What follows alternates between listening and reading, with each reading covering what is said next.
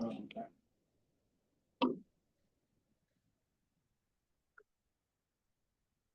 Brad, hi Nancy. Hey, How you guys doing? I'm sick, so that's why I'm staying off camera.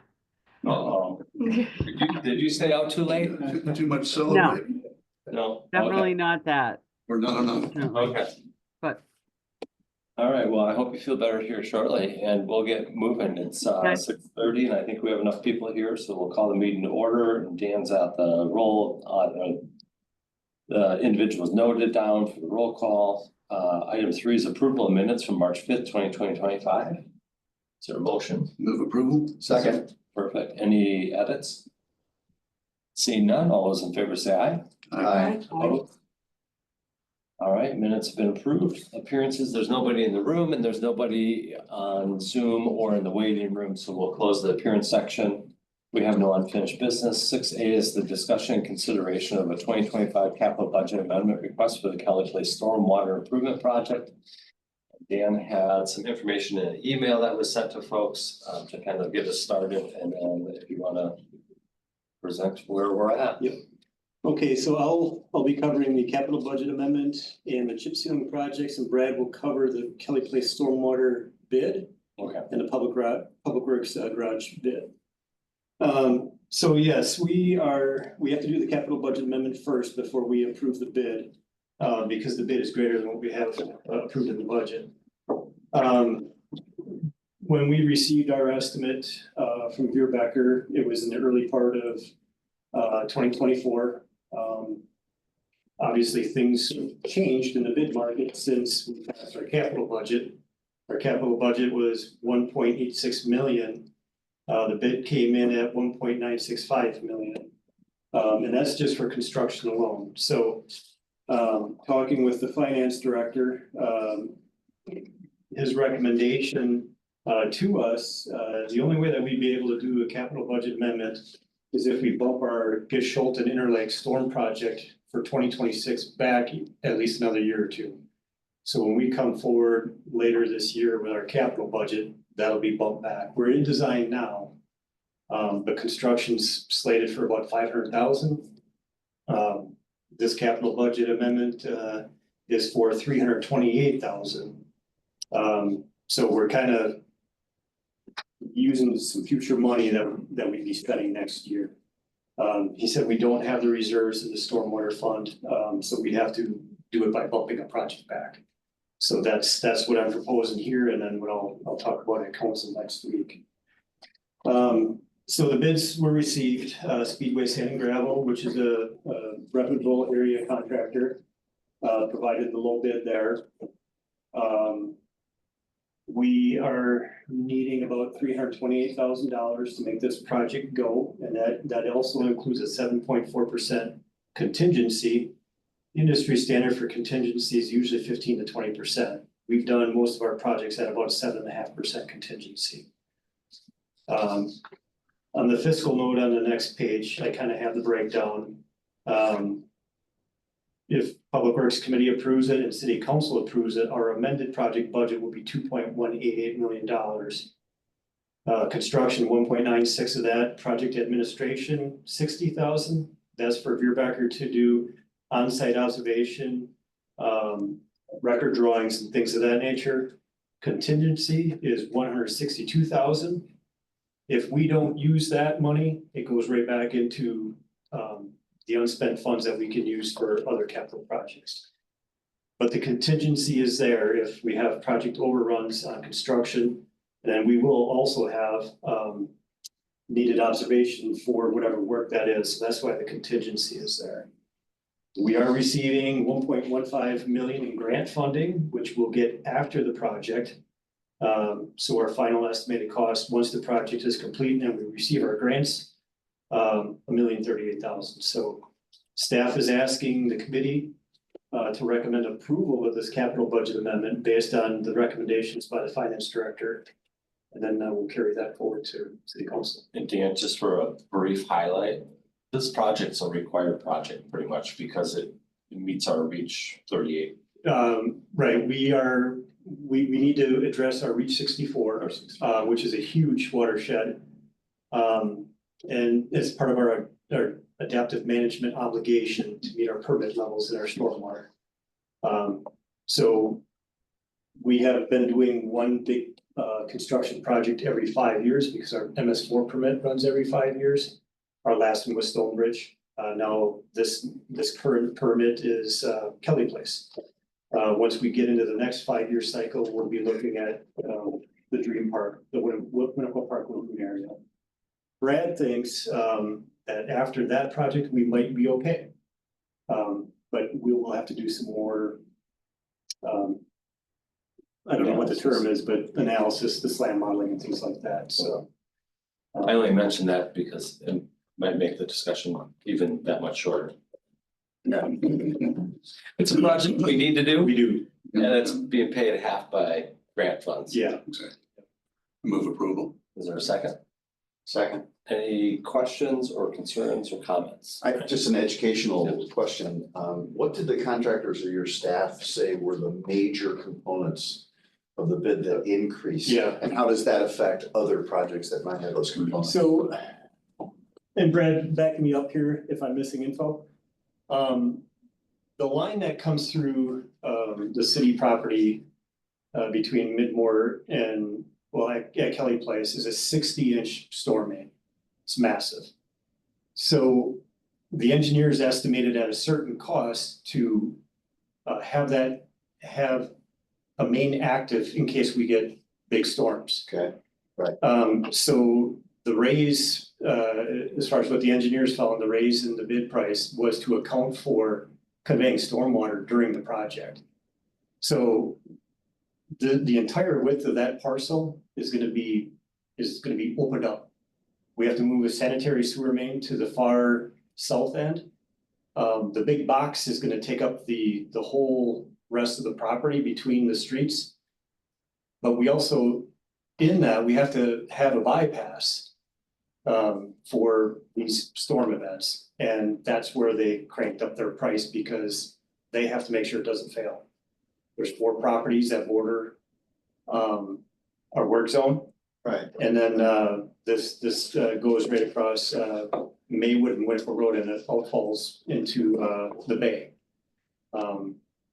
But it's a big, both contractors raised their price because of this. They have to convey that stormwater. 60-inch main is huge. So that's why.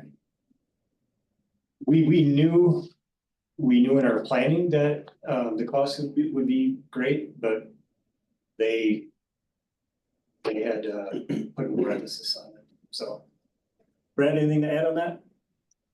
Just a couple things. Yeah, the bulk of the hike in price was due to the need to convey the storm events that come through there, and that main, 60-inch, it's only 5 feet, and so you might not think that's huge, but the amount of water that comes through there can fill up like Olympic-sized swimming pools in a second. So it's a big deal. The other thing that was added on was the installation of vaults in front of the main, or in front of the big device that we're putting in. And then the liner was added, and then a couple little landscaping items like the split rail fence was added. That pervious pavers, grassed pavers was added. Those are small in the scheme of things, really, but everything adds up, So they all sound pretty unique to this project Yes, as opposed to, yeah. right. One of the bids that Brad will be talking about later, we had a certain amount budgeted, but that bid came in way lower. Right. So Yeah, so that was a question I had, and this might expose my fiscal ineptitude, but in that envelope project, you're $1 million in the bonus, right? You budgeted 1.5, it came in at 5. Is that not your savings right there? no, because that's that money is borrowed with general obligation notes.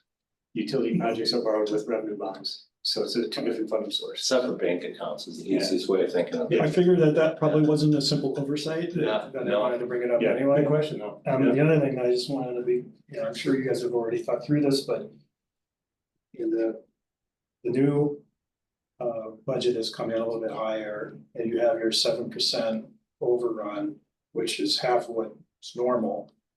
Is that potentially setting yourself up for failure given current tariffs and the economic climate when this project might actually begin? Well, In other words, maybe should your over be a little bit higher? they would be locked in on these prices, so, Yeah. so they can't ask for more. The contingency we usually find is weather-based, so if weather delays the project, like in 2019. Winter arrived in the second week of October. And we had to put on temporary paving. And that was a complete waste of money because winter stayed and it was temporary, it was a different mix than your permanent hot mix. So a contingency would be used for something like that in a road project. Unforeseen things when they open up the ground, but you know, they do the arc studies. This is clear, so there really shouldn't be any other things that pop up. So, but we've typically planned for about a 7.5% contingency on most of our projects since I've been here. Rare has it been where we've gone 15 or 20%. So, yeah. And that grant is not a federal grant, or is it a federal grant? One of them is a Dane County grant and the other is a state grant. Just gotta get the project done, get the money. Right. All right, so we have a motion and a second. All those in favor of the budget amendment, say aye. I, Opposed? All right, that one has passed. We'll move on to item B, which is the discussion and consideration of a bid for the award of the improvement project for Kelly Stormwater. And Brad, you have this one. Yeah, I'll be brief. There's nothing else in this project that wasn't already presented to this committee, so the bids came in like we've just discussed, slightly high. But the bidder is a responsible bidder, and it was a competitive bid process. They were relatively close considering the scale of the project, so I would recommend approval. And I'll take any other questions. Let's get a motion in a second and then we'll entertain any questions. Is there move approval. a second? Second. All right, any questions for Brad? Brad, is there any plans to do any sort of monitoring on this new chamber? Monitoring, like you mean like inspections or Or like success? No, well, I mean, yes, success. Well, it could be sediment depth, basically, is it working? Is the thing doing what it's intended to do? And so you could have a very complex water quality monitoring program out there, but it doesn't have to be. It could be something scaled back, but I know this was brought up at one point by someone on this committee is to implement some sort of water quality check to see if it's working. okay. Not for this project, but that's most likely because of the fact that Storm Trap didn't come to us and ask us if they wanted or if we wanted to have them do that. These devices are pretty well established now, as you know, Bill.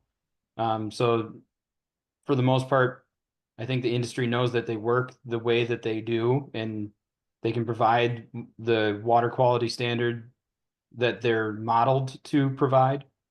So in this case, we are not planning to perform any type of water quality monitoring, like into pipe monitoring or anything like that at this point.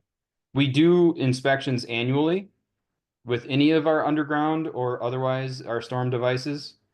And so we will be monitoring how fast it's filling up. We will be cleaning the capture basins, which are the preliminary chambers that capture sediment, leaves, organics, debris, what have you, floatables, all of that. And we will clean those out as needed so that we are not inundating the larger basin with a lot of sediment and filling it up prematurely. So that we will be doing, and same with Stonebridge. It's basically the exact same device, right? So we will be doing that, but we will not be doing water quality monitoring. Not at this point, anyway. We do record the cubic yards, the sediment that we remove from all of our structures. Brad, has the crew been in the front of the one at Stonebridge yet for cleaning? No, not yet. That's probably a once every 3 year type of thing. We have inspected it, but we have not had to remove anything from it yet at this point. All the smaller devices that we've installed over the years, we clean on average 2 to 3 times a year, so. And there's records of what's cleaned out, yeah, mass of that. Yeah. Yeah, I mean, I know that they are given the credit, they're prescribed the benefit of removal based on modeling. But I know from research that rarely does that actually come to fruition in the field. But in this case, you can actually get more benefit by showing, and sometimes DNR is receptive to that. You can prove, let's say the device gets 50% reduction, but through actual physical monitoring with empirical evidence, you can say it gets 75. You're that much closer to your TMDL. I mean, there's trade-offs. Of course, there's an expense that comes with that sort of monitoring, but it's something to consider. Understood. Yeah, that makes sense. If you have suggestions on what those low-cost monitoring elements could be, please talk to There me. are, I mean, there's guidance out there at various levels. To see if it's worth it, like, We'd have to incorporate that into the stormwater operation side of things, but to see if it makes sense, explore. The inventory, the simple tracking can show based, you can compare that against model simulations to see is it close, you're in the ballpark. Okay, awesome. All right, we have a motion and a second. All those in favor say aye. Aye. Opposed? All right, item has passed. Next item is C, discussion and consideration of bid award for the Public Works Building Improvement Project. And this one is Brad as well.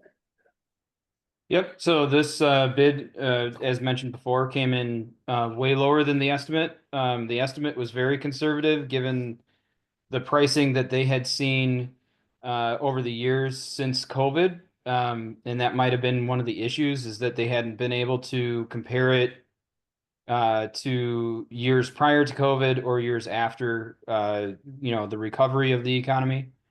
And so that they put an estimate very high on it, and obviously it was a little inaccurate, which is an understatement, but which is fine. That's a benefit to the city. So I have recommendation from our designer to approve the bid. We've spoken with KSW on several occasions since the submittal of the bid, and they have a very good, thorough understanding of the project. Their quantities are correct, and they are confident in their bid. So I would recommend approval. Have we done work with KSW? we have not, but they're in the area. I see their trucks. Sorry, Dan. Yeah, we have. They did the Yeah. fire department bathroom Oh, okay. Yep. And how'd that project go? really well. Okay, There's a reason why we reached out to them, and I wouldn't say begged them to put a bid in, but persuaded them to, like, hey, this is an easy project. I don't know why we wouldn't bid on it, So Okay. That was the remodel, the bathroom remodel downstairs? yeah, they did the bathroom remodel. They also did our office remodel up in our admin wing. And they are also the company that won the bid for the community center Okay. project. they're doing the stairwell? Yep. I mean, as far as the office remodel, we did hear that thing was seamless. It was perfect. So I didn't know it was KSW. Good year. Okay. What's happening with the solar panels? I know that was discussed They earlier. have to come on. They're coming up. Okay. And not going back on. Brad? Plans for the solar panels are coming off. Is there a plan for council to entertain putting them back on at a later date? Not yet. We have to go through a new contract agreement with Solar Legacy Co-op. We need to revise the current agreement or contract And then if the city council wants to put them back on, so long as they're not damaged, they can. They're not ours, so if Solar Legacy Co-op says, sure, we'll put them back on, then they can, you know, I mean, I don't think the city would object to it necessarily, but they have obviously lost some efficiency. Thank you. Sorry for the background noise. No worries. Question, what's the roofing material? Is this the TPO or the PVC or the? This is it's a PVC material, but yeah, it's welded. And it's seamless. There's no rivets or anything like that.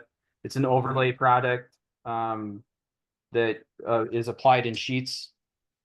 And it's a 40-year material. 40-year, okay. So my next question was warranty. We need a motion for approval. And a second. I'll second. All right, any additional questions? Hearing none, all those in favor say aye. I, Opposed? All right, thank you, Brad.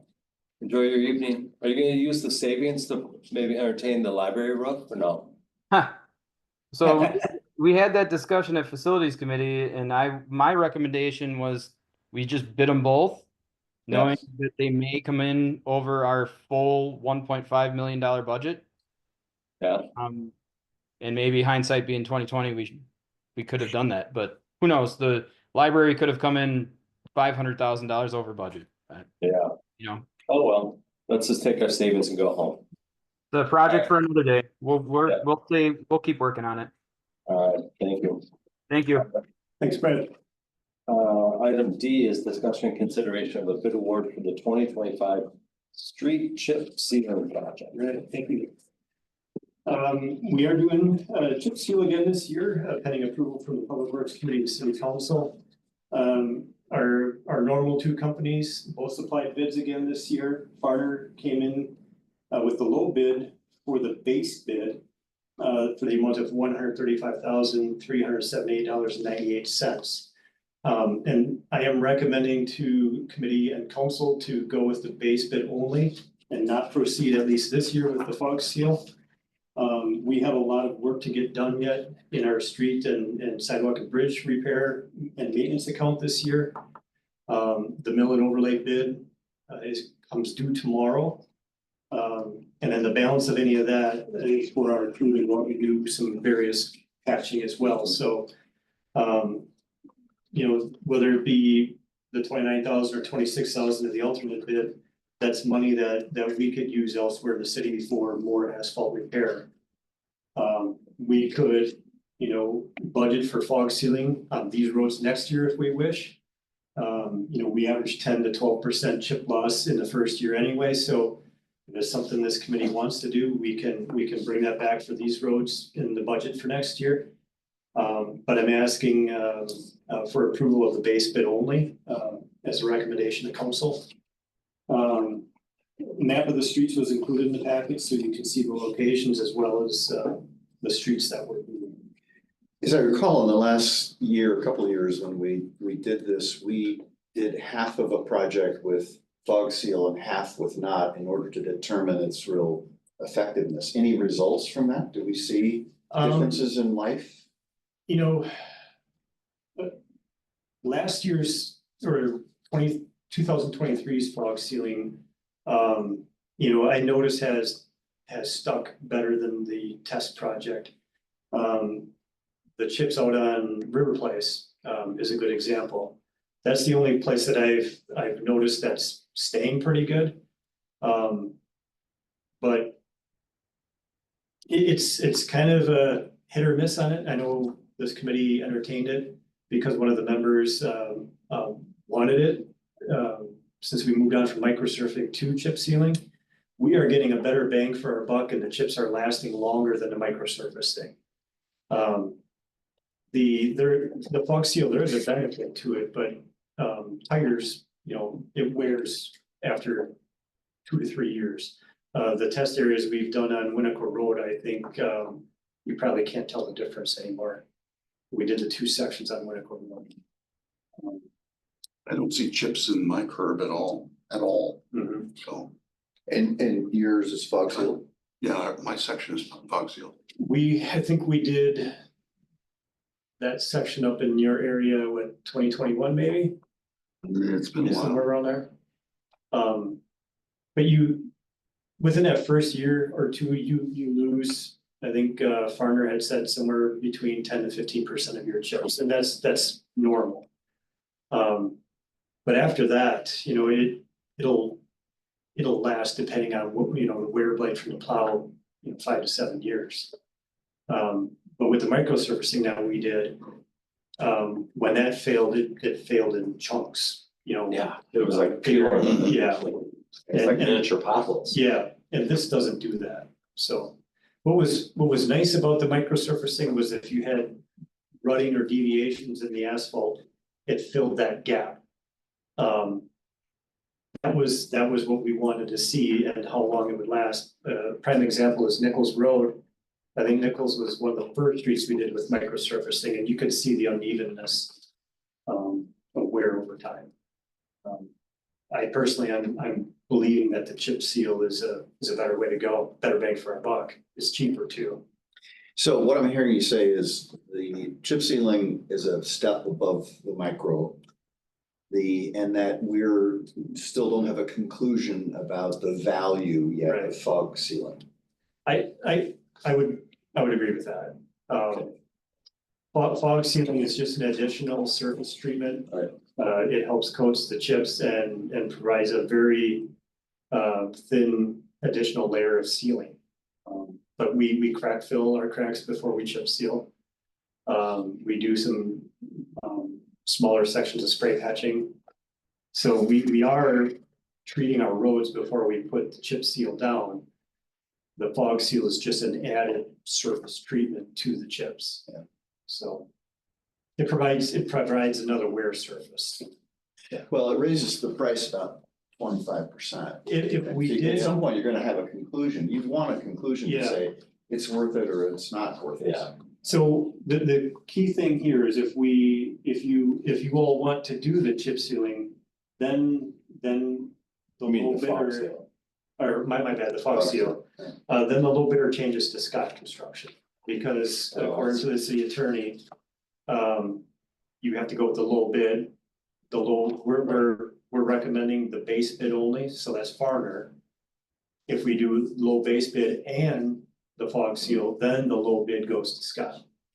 And I don't have any basis to say that we really should do it. I think we're relying upon our experience, but over time, there should be kind of an assessment of whether it's worth it or not. We don't really know right now. I'm not believing, you know, the value Okay. for the cost is there. Or if there's certain roads where like more traveled or less traveled, Yeah, is it better, you know? Yeah, more travel, less travel, weather, Right. plows, that makes Yeah. whatever the Yeah. result unique to. Yeah. Winona, and River Place, around by the hotel and the dental areas, you're getting mainly automobile traffic. So that's not wearing as fast as you see the stuff on Winnequa Road. Where Elder DePula lives, we also did fog sealing up there. And I believe that is maintaining itself because again, the traffic is light. Yeah. One thing to note is we switched from a gray aggregate to a black aggregate. I know people like the look of the blacker colored road than the gray road. So we rolled black granite into the bid this year rather than black or gray. So we're gonna have a road that looks like it's fog sealed because it's a black granite. So I should add it to my list to determine if I prefer black or gray roads. Yeah.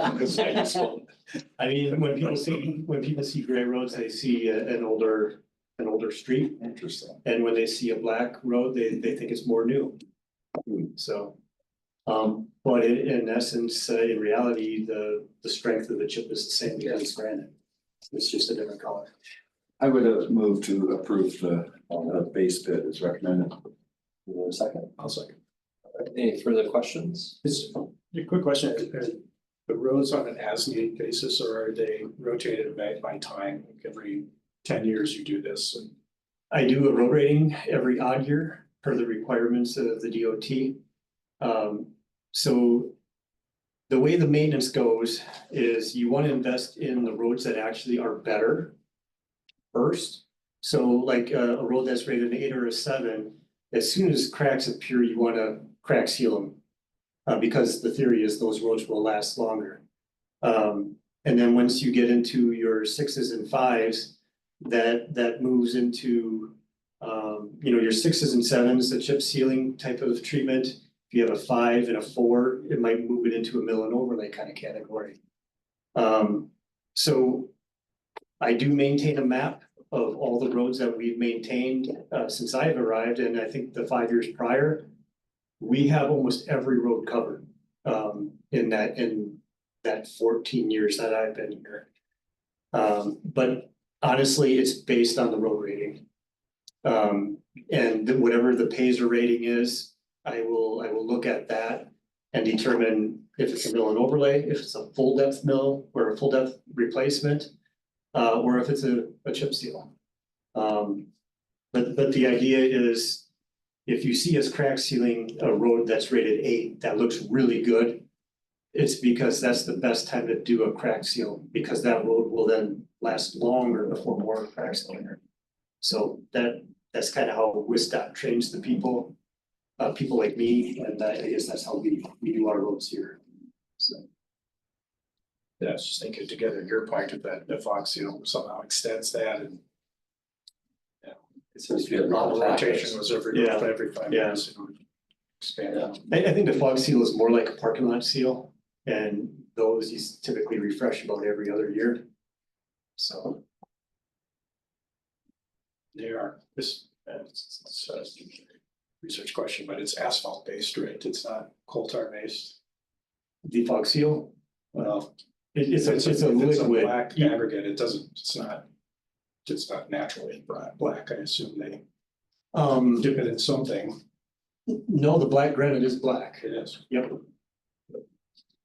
But then the gray, How do they source that? according to Farner, this comes from the northwestern part of Wisconsin. So they'll be trucking the black granite down from, I can't remember if he said Eau Claire or La Crosse area. So, but the black granite is a more preferred chip seal than the gray. So. Interesting. All right, we have a motion, and we have a second. All those in favor say aye. Opposed? All right, that's passed. Moving on to the operations report. The only thing to add, like I mentioned, we are receiving the mill and overlay bids tomorrow. The lift station work that we put on hold over the winter, the contractor is coming in to finish up the transfer switch work. And then landscaping work remains. I'm thinking somewhere, Brad checked out, probably by mid-May, we should be wrapped up with those 2 lift stations. We're gonna come back after the contractor moves out and do some additional landscaping items, bushes and things like that, wherever we can add them, make them more appealing to the neighborhood. The May meeting, we have 7 items on the agenda already, so. Lord. But they should go fairly Okay. quick. But we have another capital budget amendment coming our way, the plow truck that we ordered in November of 2022. Finally made it to production. But now it costs more. It does cost more. But we do have balances that we can use to pay for it. We don't have to dip into undesignated money. So that's coming our way. Brad has some stormwater updates to provide to the committee. Strand will be here. If you recall from our capital budget planning, we are doing design and traffic counts down on Southtown. We're gonna come with some bold ideas for you to entertain. So for you long-term people on the committee, Tim, you finally get to look at something and make a decision on very heavily traveled street. I'm not gonna let the cat out of the bag, but it's gonna be a big The decision. suspense is killing me. Yeah, I noticed there's traffic counters on Winnequa, right near that 90-degree bend by Stonebridge.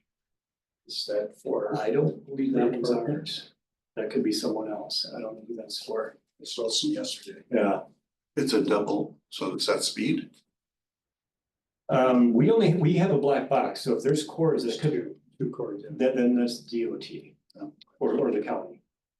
But it's on Monona, it's on, On ours. like by Winnequa Trail Ridge, Up by you, yeah, Winnequa, Drive is up by you. drive, yeah. Yeah, Yeah, it's Yeah. right on that corner. so if there is cores on the road, that's the county. Or the city of Madison, I don't know. I don't What would they believe be checking? Metro doesn't go there, so I don't know. They do like to do regional traffic counts every so many years, so they could be, Maybe it's how many cars are exiting out on Exiting that, off of the, so. which. how many are coming out of Restore every day? Anyway, the May agenda or the May agenda is gonna be pretty good.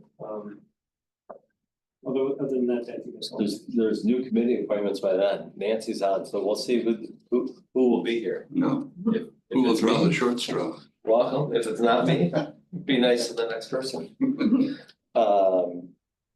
We need a motion for adjournment. Well, actually, before that, this is Nancy's last meeting with us It is. as, Yes. as an alder, and will be joining us as an invited mayor anytime to this meeting in the future. So thank you, Nancy, Thank for you. all your work, and congrats on the win last night. Thank you. I actually have a quick question, related to roads. Which is, can you remind me when Midmore is on the list? I tried to find it on the website. I just trying to remember. I've just noticed that like somehow in the last month, Midmore has become Horrible. serious problem. You're talking south of Nichols, correct? Correct. Yeah. That was one of the roads I actually wanted to do this year with mill and overlay, but we don't have money to do it, so it's gonna be on next year's plan. There's actually quite a bit of mill and overlay I wanna do next year. Okay.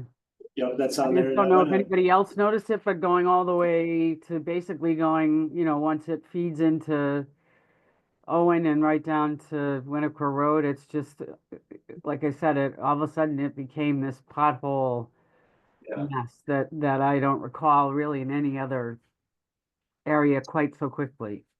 We are doing that section of Owen Road where from Winnequa to Midmore, that intersection there. Yeah. That's gonna be mill and overlay this year. Okay. South Winnequa Road, south of Bridge Road is gonna get done. That's with the LRIP grant funding. We have a small section of patch on Panther Trail. As you come over the hill, I'm trying to think what intersecting street that is. It's not Pheasant Hill. Yeah. Where's the other? Or up on the top portion. Yep, Yeah. Yeah. and then there's one more section in there. We don't have a whole lot of money to do the mill and overlay this year, but we're gonna do a good chunk next year. So, Okay, great. Thank you for that update. sure. All right, and Quick question? yeah, Down here on the corner of Nichols and Maywood, there's a whole bunch of flags on that Yep. corner now? Are we talking, City we had Hall, talked about that yep, pedestrian walk there, is that happening? yes, city council added rapid flash beacons for that intersection and out on Southtown by the bus stop. So my crew is putting in the base for those Mhm. poles this week, and Okay. once that's ready to go, we'll install the beacons and they should be up and running probably by the end of next week, Oh, really? Wow. so. yes. they have to be one of the best like additions. They work so well. They're great. Yeah. They really catch the eye. Yeah. It's a great pedestrian safety tool. I prefer crossing at them than I do at crosswalks with a Yeah. walk signal. Yeah. Like I feel that's dangerous Right. now, but these flash beacons, I feel Yeah. like it alerts everybody. Yeah, the nice thing about what we've been doing here in Monona, we do have a few of them, but they're at really great spots, where we need them. We're just not putting them up just because we want to put up beacons, so. Yeah, All right, any other questions? If not, a motion for adjournment. I move. A second. All right, all those in favor say aye. Aye. Opposed? All right, thank you, everyone. Not too bad. Not too bad. Right. We're long, we're saving time because next month.